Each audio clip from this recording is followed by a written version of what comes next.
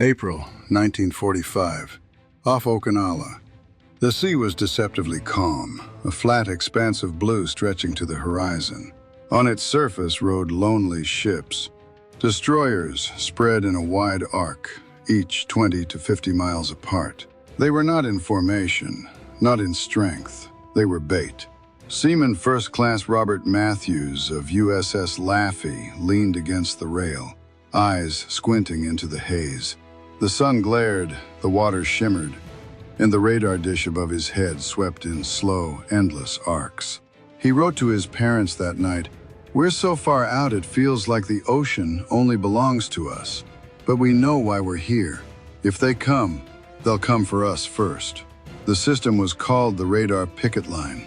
Destroyers and destroyer escorts were pushed far ahead of the fleet, their air search radar screens the first to catch incoming blips. Behind them, battleships and carriers prepared, ready to scramble fighters or swing guns. But for the men on picket, the meaning was stark.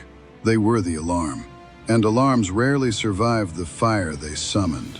April 16, 1945. The scope lit with dozens of contacts. Raid inbound, bearing 270, altitude 5,000. The voice of the radar operator was flat, trained, but his knuckles clenched white on the handset. Within minutes, the sky filled with shapes. Single-engined Japanese planes, each loaded with a bomb, each flown by a pilot who would not return. From the bridge of USS Laffey, Commander Frederick Beckton gave the order. All hands to battle stations. Guns swung skyward, crews jammed shells into hot breaches. The first Zero plunged out of the sun. 5-inch bursts tore across the sky, but the Kamikaze kept coming, wings aflame, engines screaming. It smashed into the after 40mm mount, exploding in a sheet of fire. Metal shrieked. Men burned. In the chaos, another voice survived. Gunner's mate John Brees recalled later, "They hit us and hit us. One came in smoking and we thought he'd miss. Then he cut his engine and slid right into the deck. We couldn't believe she was still afloat." The Laffey would be struck by 4 bombs and 6 kamikazes that morning. Her decks ran with fuel, her guns glowed red, her crew fought fires with bare hands, and yet she did not sink. The picket line was arithmetic again. 40 destroyers strung like beads around Okinawa. Each had one purpose: absorb the blow, warn the fleet, and, if luck and gunnery held, survive. Many did not. USS Bush went down in minutes. USS Calhoun followed. Survivors clung to life rafts, watching oil burn on the sea. Japanese pilots called it the Kikusui, floating chrysanthemum, a storm of suicide attacks meant to shatter the invasion. More than 1,500 kamikazes were launched in waves. They found the pickets first, and yet, from this agony came endurance. Pilots were intercepted sooner. Fighters scrambled earlier. The carriers and transports behind the line shielded by those thin gray ships on the horizon. The idea for the radar picket line was born in urgency. When the American fleet approached Okinawa in March 1945, admirals knew what awaited. Japan had launched suicide planes before, but never in such numbers. Every carrier was a target, every transport ship filled with soldiers destined for the beaches. The only solution was to place sentinels far out at sea, lonely eyes that would give the main force minutes of warning. Those minutes could mean survival. April 6th, the first Kikusui wave. Radar men aboard USS Bush watched their screens flood with returns. 70, 80, more. The numbers blurred into a swarm. Captain Roland Smoot ordered his guns ready. The destroyer's silhouette against the horizon was small, but it was all the Japanese needed.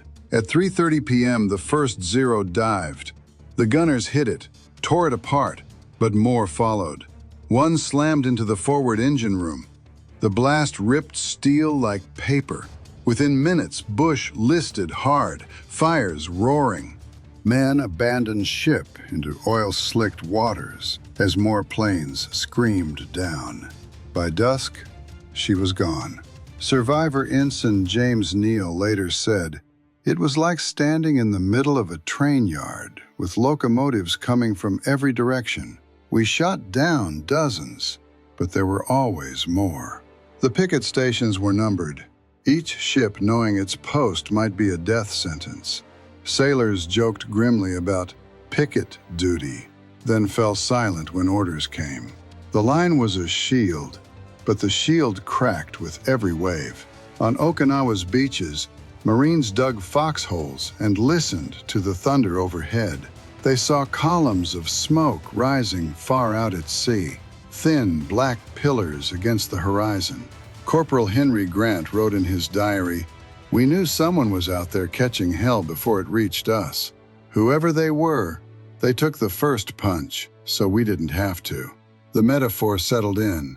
The picket ships as sacrificial chess pieces, knights thrown forward to absorb the fury before it reached the king. Each crew understood it. They were the thin gray line. April 16, 1945. Dawn broke over the picket line, pale and deceptive. On stations sat USS Laffey, a destroyer already scarred by earlier battles. Her crew called her the ship that would not die. That morning, she would have to earn the name. Radar picked up dozens of blips, too many to count. The operator's voice cracked, "Raid inbound, massive raid." Commander Frederick Beckton steadied himself on the bridge. He did not order withdrawal. He ordered guns ready. The first wave came screaming out of the sun. Zeros and Oscars, each carrying a bomb, each flown by a pilot who had already said goodbye. The Laffey's 5-inch guns thundered. Tracers stitched the sky. One kamikaze exploded short, showering the deck with fragments. Another clipped the mast and spun into the sea. But the line did not stop. At 8:30 a.m., a plane smashed into the stern. Fire erupted. Seconds later, another crashed into the bridge, flames engulfing the command deck. Still, the ship fought.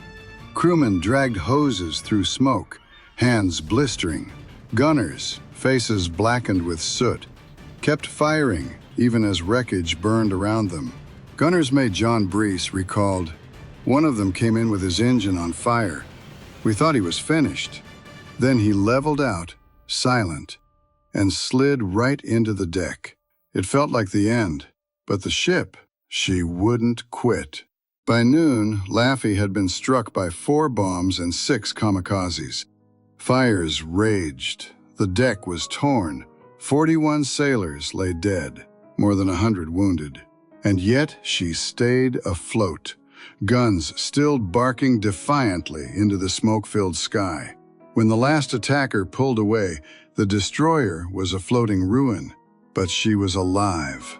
Towed back to port, her hull scorched and bent, she became the emblem of the picket line's purpose: to take the storm, to survive long enough to save the fleet behind. From Okinawa's shore, Marines watched black columns of smoke drift skyward. One muttered to another, "That must be hell out there." His comrade answered, "Hell, but it's our shield." The first block of the story closed in fire and sacrifice. The radar picket line had proven its worth, but it was only the beginning. The waves of kamikazes had just begun. April 1945. The Kikusui waves did not stop. Day after day, the radar pickets braced for impact. The Japanese launched 10 massive strikes in April and May, each with hundreds of suicide planes. To the crews on station, it felt endless. On USS Bush, men still remembered the date. April 6th. More than 50 planes attacked her station. The first hit tore the engine room apart. The second plunged into the bridge. By the third strike, the destroyer was broken. Survivors floated in oil, watching the sea burn. Seaman William Glazer later wrote, The water was on fire. You swam through black smoke, choking, praying no one else would hit the wreckage. USS Colquhoun met a similar fate on April 6th. 4 kamikazes struck within minutes. The explosions ripped the ship open. She rolled, then slid beneath the waves. Sailors clung to rafts, eyes stinging with salt and fuel. Rescue craft pulled them from seas glowing orange with burning gasoline. Each ship on Picket knew the odds. 20 miles closer to Okinawa, the carriers were safer. But here, on the edge, you were the target. Sailors joked grimly, "Picket duty is suicide duty." Few laughed. The Japanese called their operation Kikusui, the floating chrysanthemum. Each wave was meant to shatter the American fleet and halt the invasion. More than 1,500 kamikazes were launched in these weeks. They came in groups of 10, 20, 50. Some dived in flames, others struck with uncanny precision. Admiral Raymond Spruance noted in his diary, "Our pickets are paying the price, but without them the carriers would bleed dry." His words echoed the cruel math. A destroyer lost meant a fleet preserved. It was arithmetic measured in steel and lives. For Marines ashore, the picket line was an invisible shield. Corporal Henry Grant recalled, "We saw columns of smoke on the horizon and thanked God it wasn't falling on us." The sacrifice was staggering. Between April and June, more than 30 American destroyers and smaller ships were sunk or crippled on picket duty. Their decks were littered with twisted metal, their survivors haunted by the sound of engines screaming out of the sky. And yet the line held. Each warning blip on the radar bought precious minutes. Fighters scrambled sooner. Carriers dodged disaster. The invasion ground forward, but the cost was relentless. Every dawn brought the same dread. Would today be the day the horizon caught fire again? The night before the mission, the barracks glowed faintly with oil lamps. Young men hunched over desks, brushes scratching across thin paper. Each stroke was deliberate, as though the weight of their lives pressed into the ink. Some wrote pages of farewell, others only a few lines. A few left their sheets blank, silence as their last testament. One 19-year-old scrawled, "I dreamed of seeing Tokyo again. I dreamed of hearing the river in spring. Instead, I will fall like a blossom. Mother, forgive me." He folded the paper carefully, pressed it under a comb on his pillow. In another corner, 2 pilots whispered. One asked, almost shyly, "Do you believe this will change the war?" The other shook his head. "No, but it would shame us not to fly." They did not look each other in the eyes after that. Outside, mechanics moved through shadows, checking planes patched with wood and wire. Some had wings rebuilt from scrap. Others carried bombs, slung beneath fuselages with makeshift bolts. Fuel was so scarce that barrels were rolled by hand, tilted to drain the last drops. The smell of gasoline mixed with the sharp sting of incense. At dawn, the airfield became a stage. Pilots lined up, headbands tied. A Shinto priest waved a wand of white paper streamers before each cockpit. Girls from a local school had been brought to sing farewell hymns. Their high voices carried over the roar of engines, thin and trembling. One girl handed out white scarves. The pilots tied them around their necks. Silent, faces stiff. Mothers waited beyond the wire. They bowed as each plane taxied. Some waved flags. Others pressed both hands to their faces. When the planes rose into cloud, the women kept bowing long after the engines had faded. Far to the south, in the dim cabin of USS Pickens, the operator leaned close to his scope. At first, only faint flickers appeared. Then they multiplied, dozens at once, climbing steadily toward the center of the screen. His hand tightened on the phone. "Raid inbound, bearing 120, altitude 5,000. Above deck, the 5-inch turrets swung skyward. Ehrlichans rattled into position. Helmets snapped on, hands clenched the grips. Men spat to wet their throats, eyes scanning an empty horizon. Seaman Robert Matthews muttered to his shipmate, "It's us again. Always us first." He tightened the strap of his helmet as if that thin steel could stop what was coming. On USS Bush, days earlier, sailors had felt the same dread. Ensign James Neal remembered. Every tick on the scope was a heartbeat. You waited for it to drop, for it to dive. Sometimes the blips turned away. Sometimes they didn't. The horizon darkened. At first, the shapes looked like birds, black dots against the glare, drifting steadily closer. Then sunlight caught their wings. The red circles gleamed. The formations split, diving in streams toward the pickets. Engines howled, bombs slung beneath bellies, propellers flashing. American gunners opened fire. The sea erupted with bursts of flak, black puffs tearing holes in the sky. Tracers stitched upward in orange lines. One plane burst into flame, spiraling into the ocean. Another disintegrated mid-air, wings shearing away like paper. Men cheered briefly, then ducked as the next wave dropped lower. A Zero screamed down at USS Bush. Gunners hit it. Flames streaming from its fuselage. Still it kept coming, wings shuddering. It slammed into the forward engine room. The blast ripped steel like cloth. Fire roared through compartments.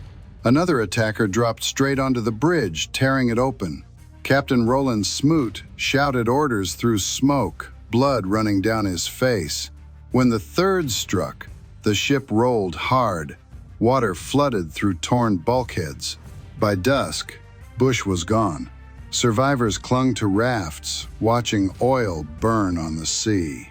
One sailor recalled, "The water was on fire. You swam through smoke, coughing, praying another plane wouldn't dive into the wreck."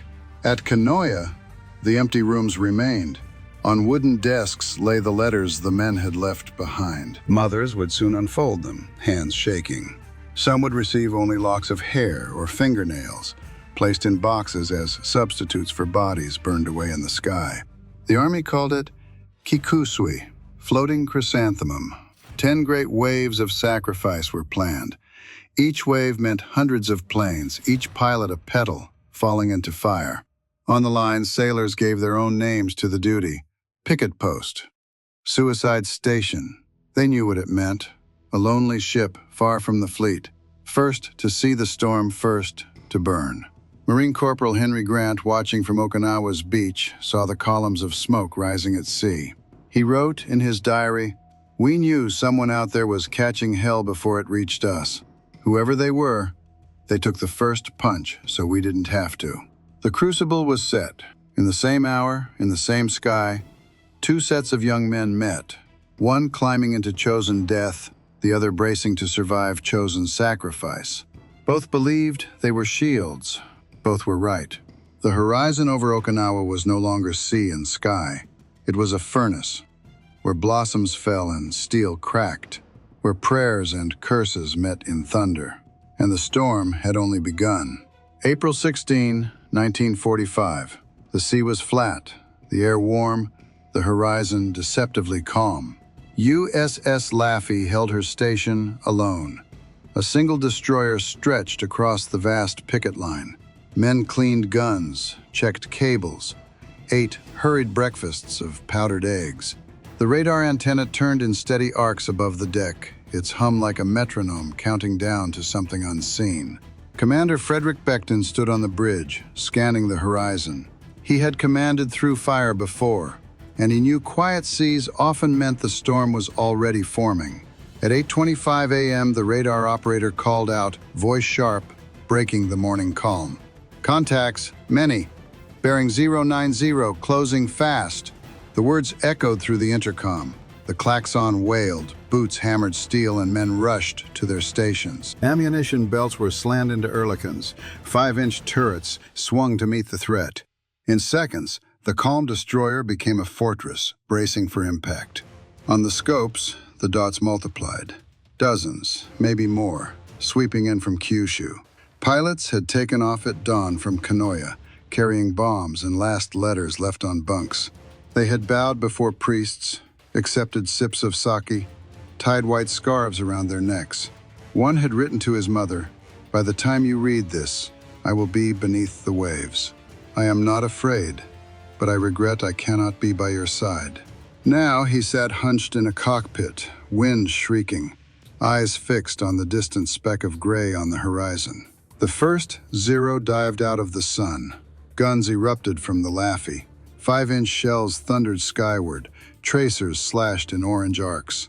The plane caught fire but kept coming, screaming like a comet. It slammed into the stern, exploding in a ball of fire. Flames leapt across the deck. Men were thrown from their posts. Smoke filled the aft compartments.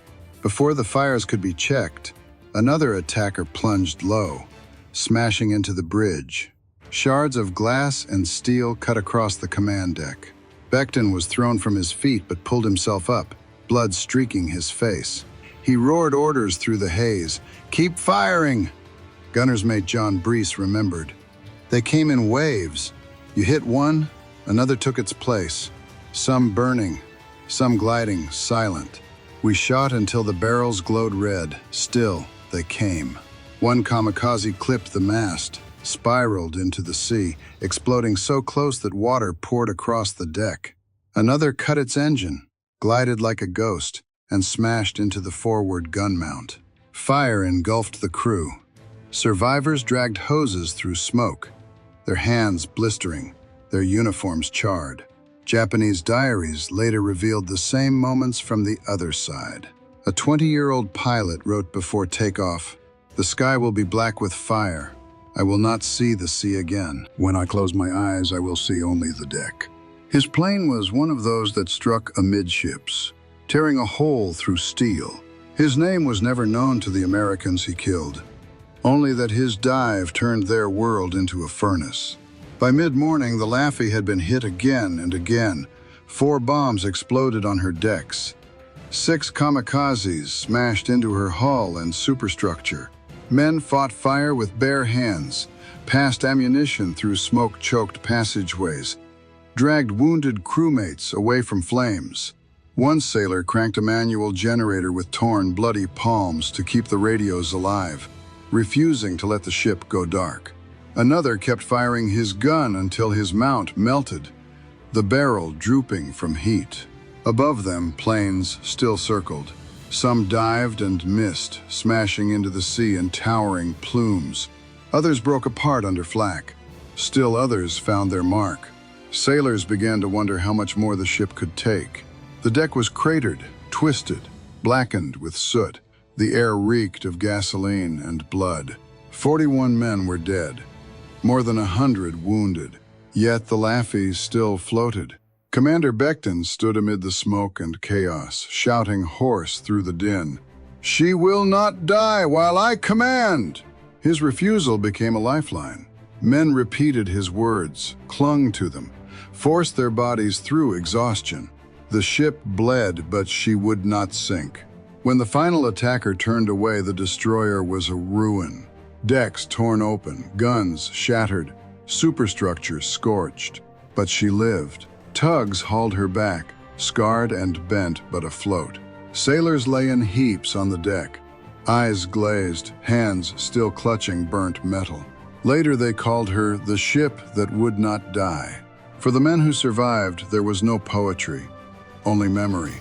They remembered the scream of engines, the fire that did not end, the smell of oil and flesh. For the families of the pilots, there were only letters read in silence, medals delivered in wooden boxes, and the knowledge that blossoms had fallen, but the enemy still advanced.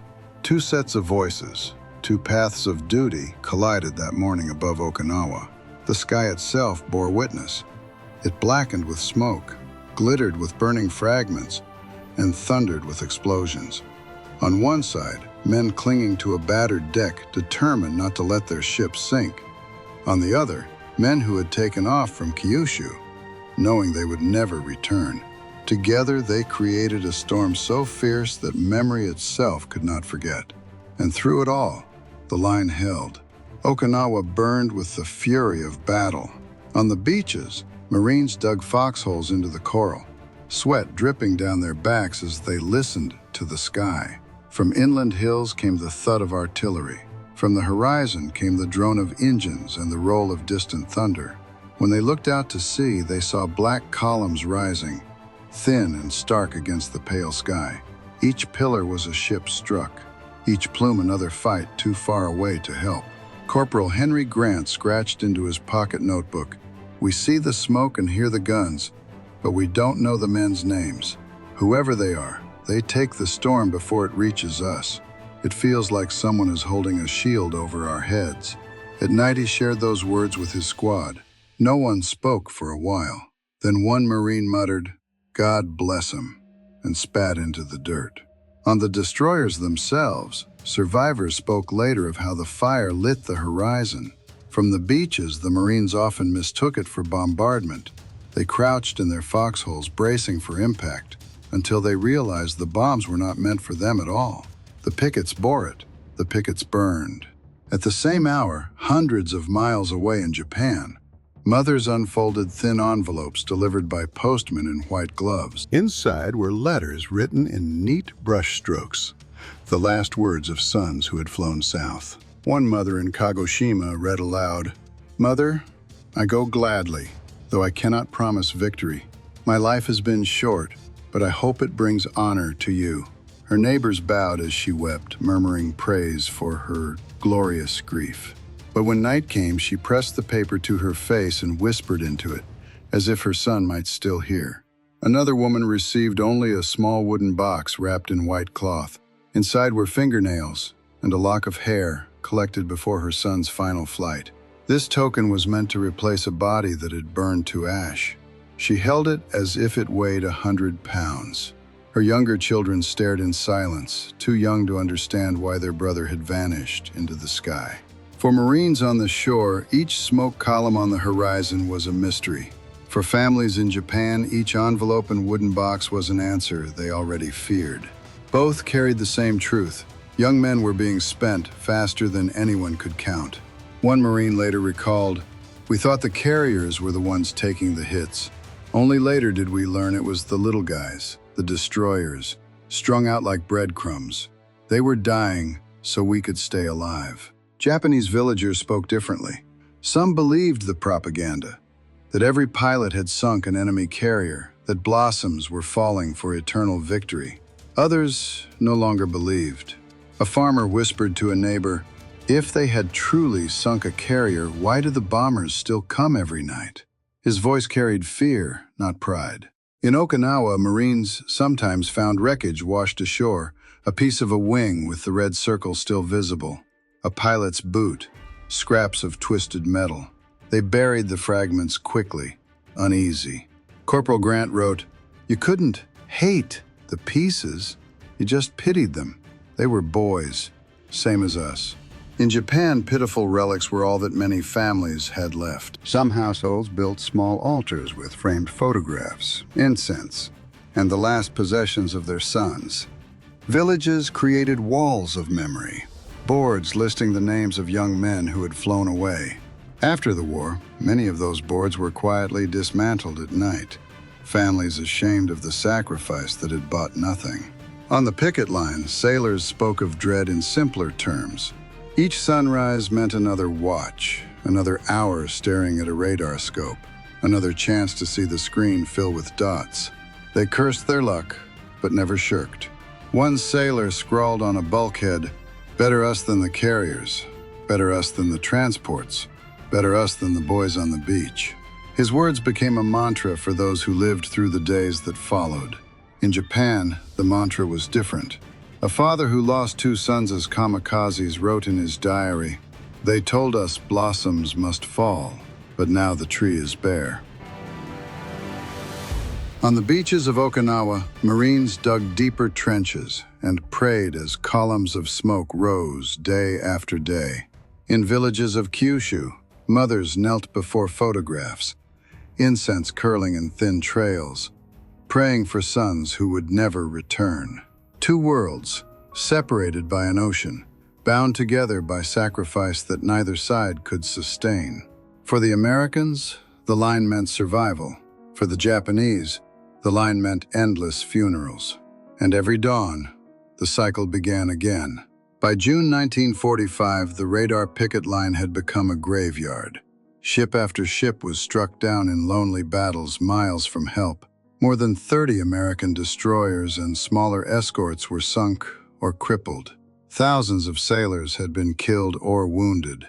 The line was both shield and sacrifice. The most dangerous duty in the Pacific War. USS Bush, USS Calhoun, USS Callahan, USS Morrison, USS Little. The names formed a litany of loss. Each had steamed to its post, knowing the odds. Each had caught the storm meant for the fleet. Survivors remembered water black with oil, decks torn open, comrades vanishing into fire. One said later, "You didn't know whether to fear the plains or the sea more. Both were trying to kill you." The arithmetic was cruel. One destroyer lost often meant 2 carriers spared. 1,000 sailors gone meant tens of thousands landed alive on the beaches. Admiral Raymond Spruance admitted privately, "Without the pickets, our carriers would have bled dry. The invasion would have failed." His words carried the logic every sailor already understood. They were the bait, and their lives bought minutes for the fleet. Yet there were moments of desperate invention. When ammunition ran out, some destroyers fired signal flares directly at kamikazes, hoping to blind or distract the pilots. Astonishingly, it sometimes worked. A blinded attacker swerved at the last second, splashing into the sea.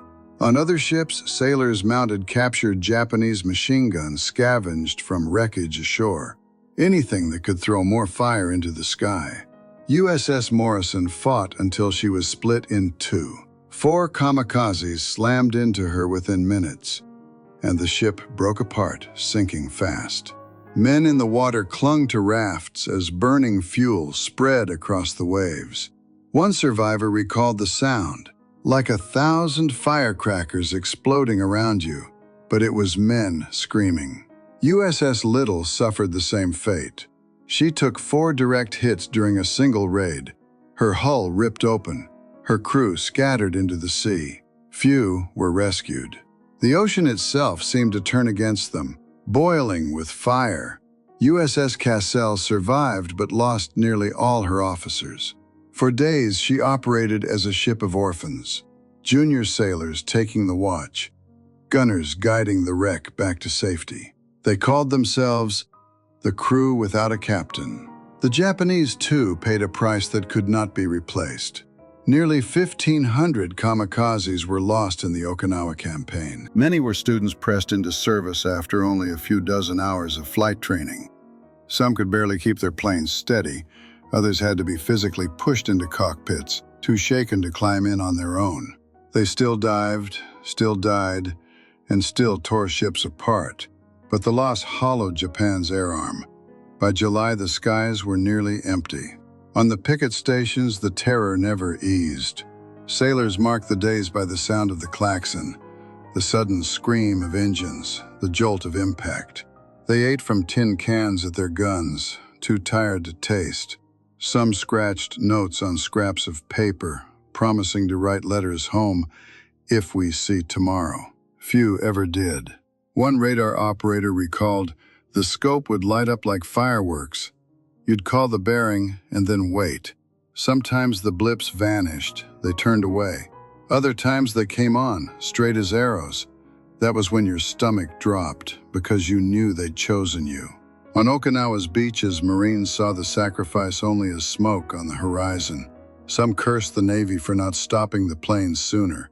Later they learned the truth, that small ships had stood in their place, catching the blow. One Marine said quietly years later, "Those destroyer boys saved us. We never even knew their names." In Japanese villages, names were written on boards instead. Walls of memory listed sons who had flown away. Families burned incense, bowed before portraits. told themselves blossoms had fallen with honor, but in private doubts grew. A father who lost 2 sons wrote in his diary, "They told us each death struck a blow, but the carriers still sail, the bombers still come. What blow did they strike?" His words, hidden in a drawer, showed what many whispered but dared not say aloud. Historians later called the radar picket line the meat grinder. Sailors called it suicide duty.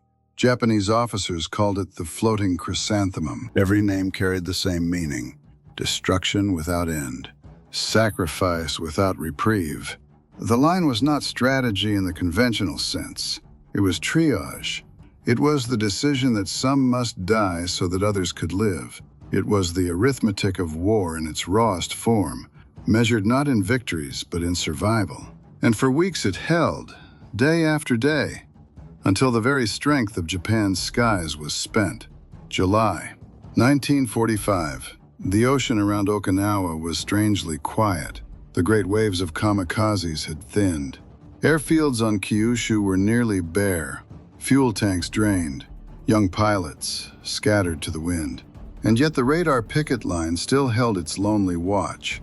Destroyers steamed into their stations at dawn, decks scarred, hulls patched with sheet steel, crews hollow-eyed from weeks of fire and fear.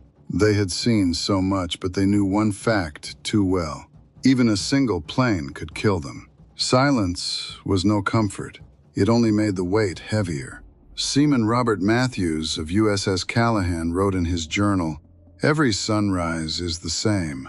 We eat quickly, we man the guns, we wait. Some mornings the sky is empty and you dare to think the war is over. Other mornings you hear engines before you see them, and your stomach turns to stone.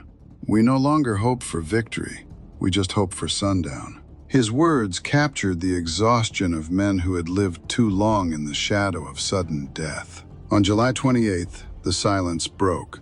The radar picked up a faint contact, so low it almost escaped detection. The operator rubbed his eyes, leaned closer. Single bogey, bearing 180, low altitude. The alarm sounded. Men ran to guns. Belts slammed into Ehrlichons. 5-inch turrets turned. They stared into the haze, waiting. Then the plane appeared, skimming the waves. A Yokosuka bomber, stripped bare, wings patched, engine coughing black smoke. It carried 1 bomb and 1 pilot, a boy sent to die in the final days of a losing war. Gunners fired, tracers slicing. The plane wove through the fire, closer, closer. Shells ripped pieces from its wings, but the engine kept driving. Sailors shouted warnings, men ducked, and then the bomber struck near the aft magazine. The blast ripped the destroyer's heart open.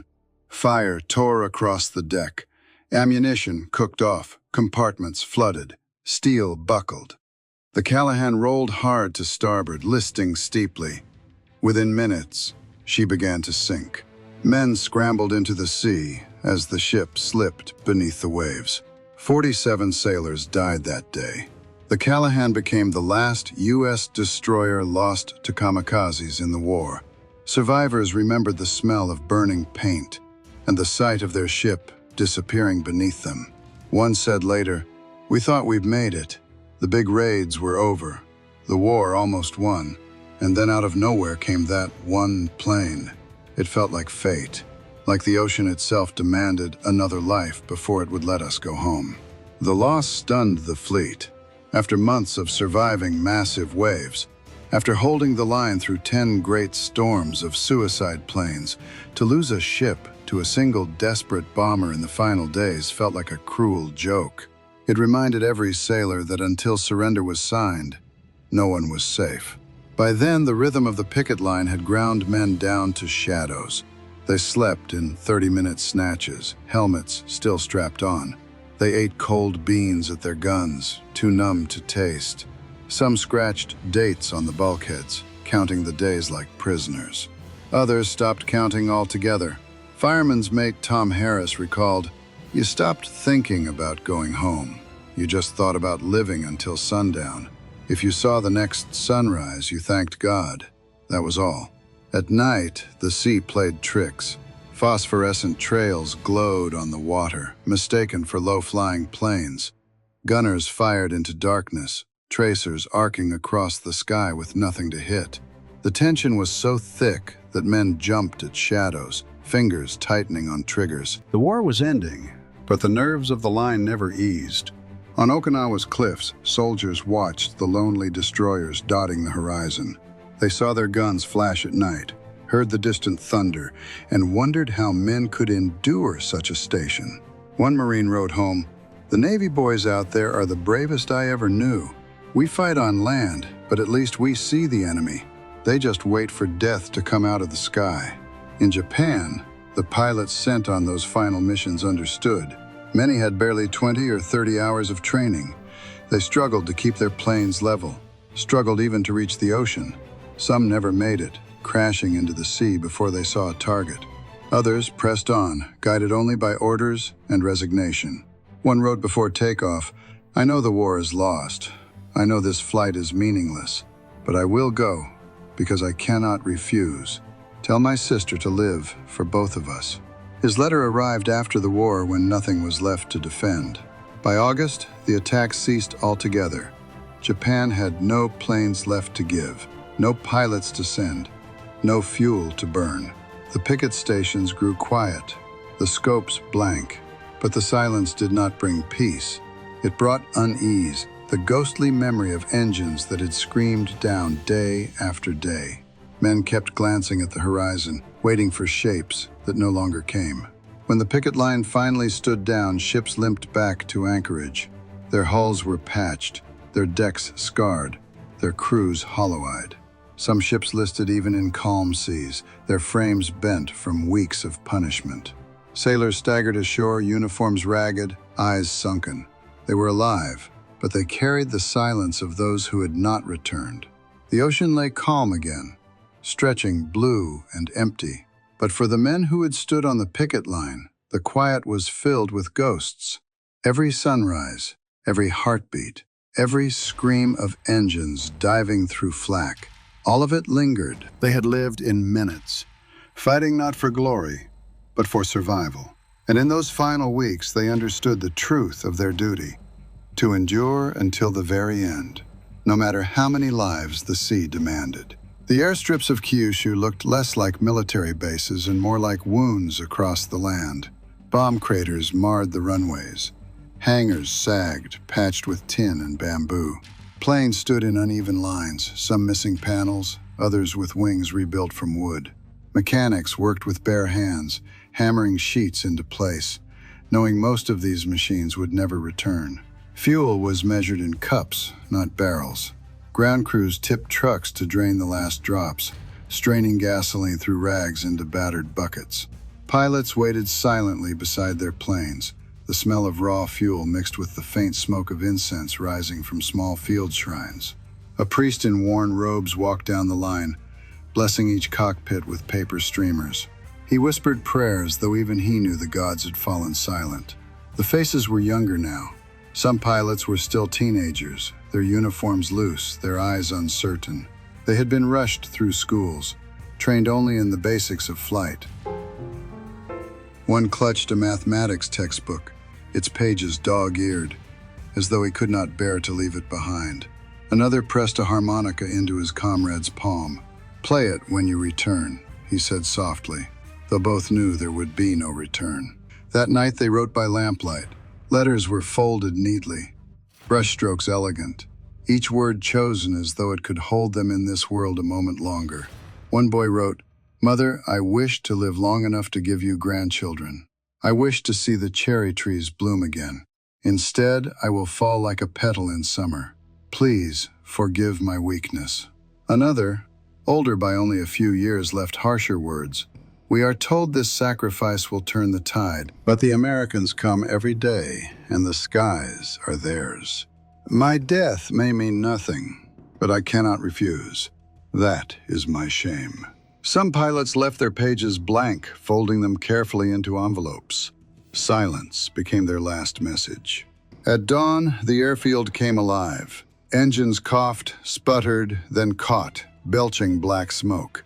Ground crews pushed the planes forward, shouting to be heard over the rising roar. Mothers and sisters stood beyond the fences, clutching white handkerchiefs. Children waved flags, shouting, "Banzai!" through their tears. The pilots bowed once, climbed into their cockpits, tightened belts around thin waists. The priest raised his hands. One by one, the planes rolled down the broken runways, lifted into the sky, and vanished into the clouds. The women kept bowing long after the roar had faded, as though their sons might still see. Far out at sea, the radar scopes lit faintly.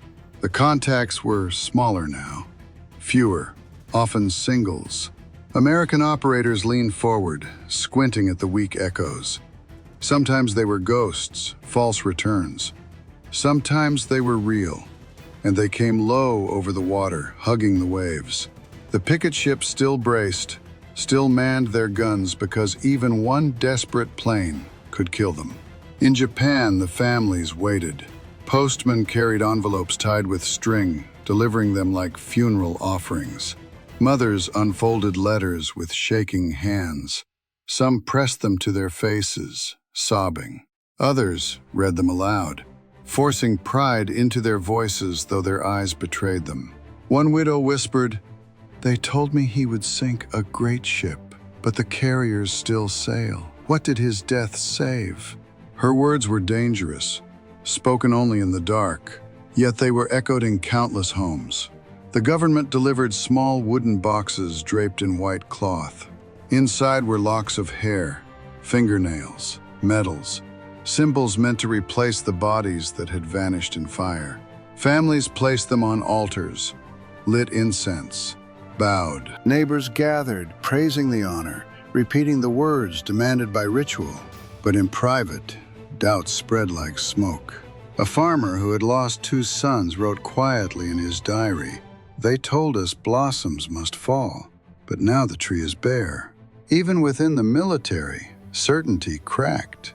Some officers still spoke of victory, of divine winds that would sweep the Americans from the seas.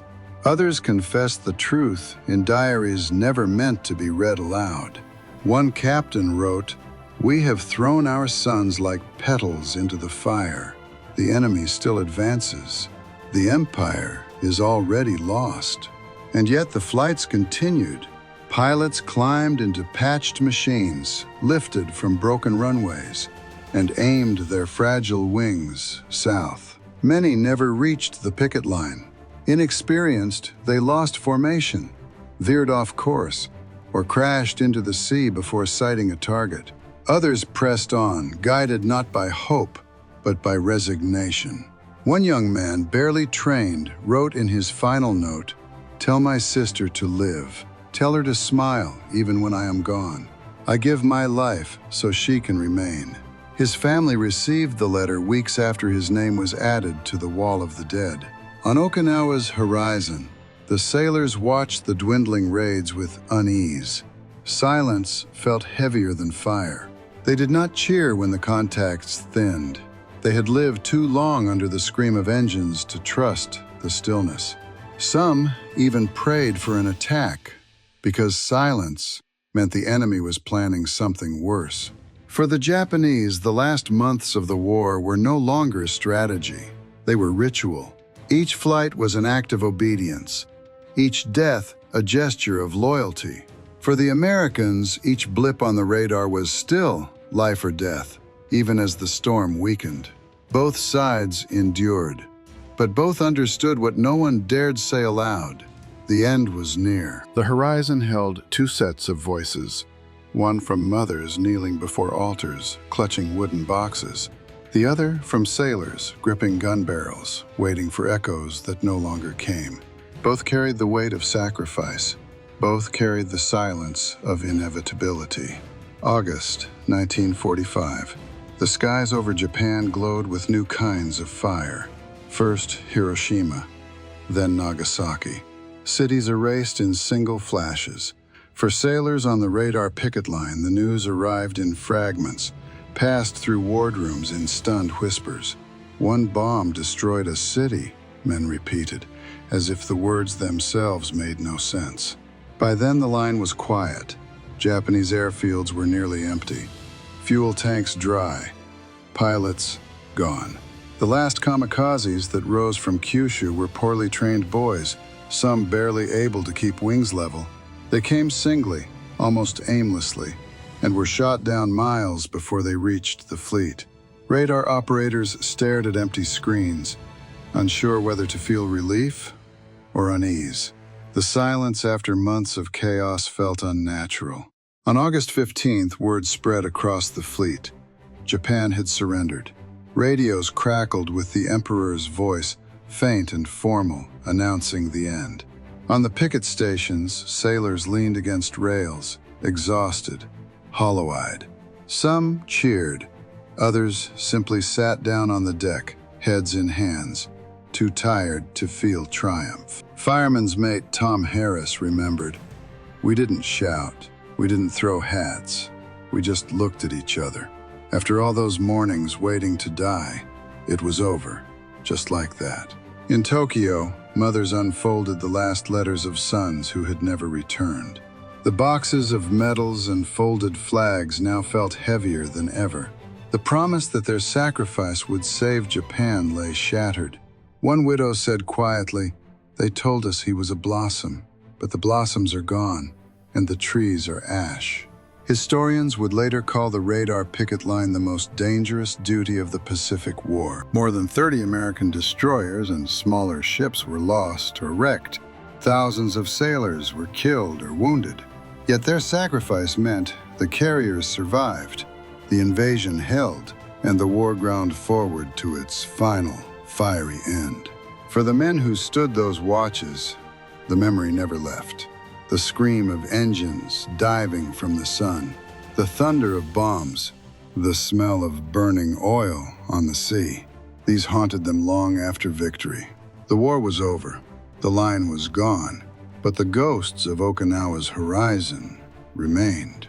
Post-war years, the destroyers that survived Okinawa limped home, scarred.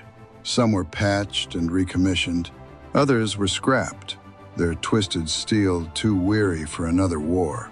But for the men who had stood watch on the picket line, the memories were sharper than any scar on hulls. At reunions decades later, sailors spoke in low voices. They remembered the waiting more than the fighting, the endless hours staring at radar scopes, the sudden screams of incoming, the fire that followed. One veteran said simply, "We lived in minutes. You prayed for one more minute before the next dive." Historians called it the most dangerous duty in the Pacific War. More than 30 destroyers and small ships lost or crippled, thousands dead or wounded. Yet the fleet behind them endured. Carriers kept flying, transports kept landing Marines. The invasion of Okinawa held. Arithmetic had been merciless, but it had worked. In Japan, memories were different. Mothers still kept the letters of sons who never returned, paper yellowed, ink fading. Some spoke with pride of blossoms fallen. Others whispered bitterness. One survivor of the Kamikaze Corps said years later, "We believed we were shields, but in the end, we were only wasted." The radar picket line became a symbol of sacrifice on both sides. American sailors thrown forward to die so others could live. Japanese pilots sent to certain death in the name. Two kinds of duty, two kinds of loss, meeting in fire over Okinawa. The ocean where it happened is quiet now. But if you stand on the cliffs of Okinawa and look east, you can imagine it. Lonely destroyers on the horizon, radar dishes turning, men staring into a sky that might bring silence, or might bring a storm of fire. For those who survived, the line was not just strategy. It was memory etched in steel and blood. And for history, it remains a stark reminder. In the Pacific War's final chapter, victory was bought not only with great fleets and bombs, but with small ships, holding the line alone, waiting for the storm.